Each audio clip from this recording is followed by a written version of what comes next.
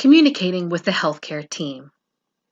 All members of the healthcare team work independently, but communication is essential in order to know what the other one is doing, in order to provide the best care for the client. In addition to communicating with other healthcare professionals, the home healthcare aide must also communicate with the client's family, friends, and other support people. The home healthcare aide has the most frequent communication with the client or the client's decision maker and is often supervised by a registered nurse. Any concerns or any new needs that arise must be communicated to the registered nurse at the first opportunity. Often, the home health aide has the most contact with the client and knows them best, so you may be able to notice subtle changes in behavior or strength that may not be recognized by the nurse. Your familiarity and knowledge of the client is vital to the healthcare team. It's important to accurately and timely report concerns to the correct people while maintaining confidentiality to the client.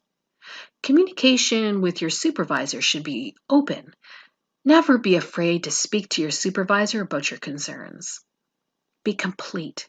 Include all the details of the event or concern, even if you don't think it's important. Don't hold back. And timely. If you notice a change in your client's health or behavior, don't wait around to tell your supervising nurse. Sometimes early intervention can literally be the difference between life and death for your client. Giving oral reports. Home health aides must be able to give brief and accurate oral and written reports to clients and team members. Important information about your client must be reported to your supervisor as soon as possible. Two main concerns that you should be reporting are important changes in your client's health status or things that may endanger your client. What kind of things are important to report? Falls are very important, even if the client isn't injured, because they can often indicate a larger health problem. Chest pain can sometimes be innocuous, but can sometimes be something very serious. So always report chest pain. Having a severe headache can also be normal for somebody or not dangerous, or it can be a dangerous condition. So it's important to report that as well. If your client is having difficulty breathing that is not normal for them, then you should report that as well. Abnormalities in the vital signs, such as the pulse, respiration, or blood pressure, are also quite important to report. If your client has a sudden change in their mental status, this can also be an indication of an infection or an underlying condition. So it's important to report that right away. If your patient is suddenly weak, again, this can be a sign of an infection or an underlying condition that's worsening. If your client has a high fever, it's important that you report this, especially if they're elderly, because elderly people often don't get high fevers unless they have a severe infection. If there's a loss or change in their level of consciousness, this also should be reported.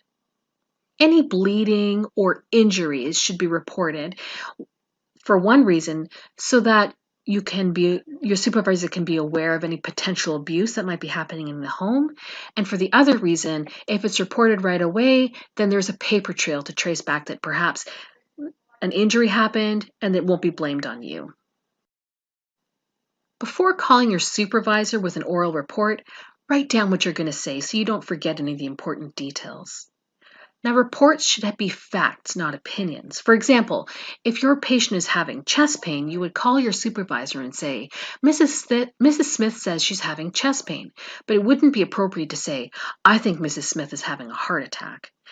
You need to be working in a hospital with advanced level lab work and technology to be able to actually tell if somebody's having a heart attack. Following the oral report, document in the written record when, why, and about what, and to whom an oral report was given. Sometimes you'll receive an oral report from other members of the healthcare team. So make sure that you're listening very carefully and jot down notes so you can remember what they said. If you don't understand something, ask the question. And at the end of the report, restate what you're told to make sure that you understand.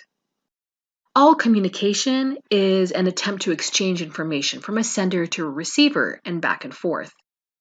Even if the response is not returned the same way, the sender expects some kind of either a communication response or an exchange as a result of a communication. Written information is one of the best ways to communicate directions to clients, but they need to be clear, concise, legible, and in a language the patient can understand. Some examples of written communication are directions, recipes, shopping lists, medication bottles, discharge instructions, letters, emails, newspapers, instructions, and maps. You will often use the telephone to communicate with your supervisor. You may have to also answer the phone for your clients and should know how to take messages. A lot of young people today aren't very comfortable with speaking on the telephone or taking and receiving messages. If you need to make a professional phone call, plan your call before you pick up the phone so you know exactly what you're going to say. Always identify yourself before asking to speak to somebody. Never ask, "Who is this?" when someone answers your call. If the person you're calling is not available, restate your name and state why you're calling. But don't give any more information that's necessary in your message. It should include your name, the phone number you're calling from, how long you'll be at that number, and a brief description of the reason for your call. Thank the person who takes the message for you and always remain polite over the phone as you would be in person.